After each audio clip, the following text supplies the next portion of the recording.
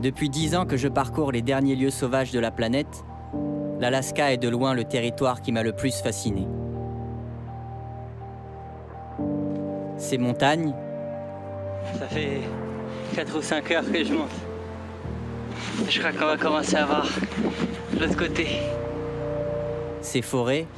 On va s'enfoncer réellement dans l'Alaska sauvage. Et ces rivières torrentielles.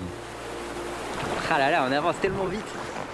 C'est fou, sans aucun effort. Toutes les créatures qu'elle abrite m'ont donné un aperçu de ce que la planète avait toujours été, magnifiquement riche et complexe. Il est gros celui-là. Il est très gros. Cette quête de retour à la nature a trouvé un nouvel écho en découvrant l'histoire de Richard Dick Pennecky. L'histoire d'un homme qui tourna le dos à la civilisation avec ce rêve fou de revenir à la vie sauvage.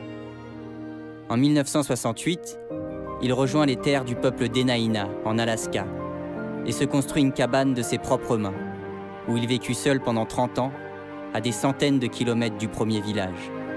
You have pretty much all the game. You have sheep, and you have bear, and caribou, and moose, and so that makes Twin Lakes a little bit special.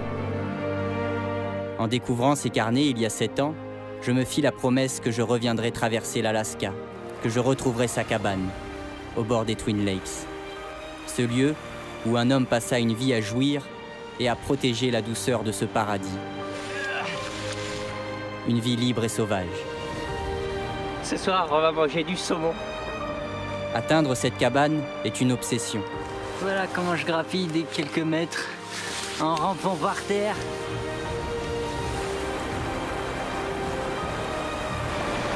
C'est terrible là. Regarde ce qui se passe. Ah!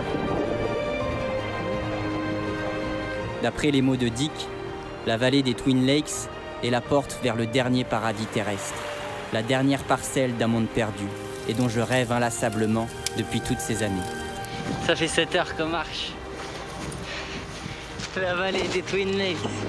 Je suis si content là. 20 ans après la mort de Dick Pennecky, il est enfin temps de partir à sa rencontre et de retrouver sa cabane. Et dans ces moments-là, je me dis que j'habite sur la plus belle des planètes de l'univers.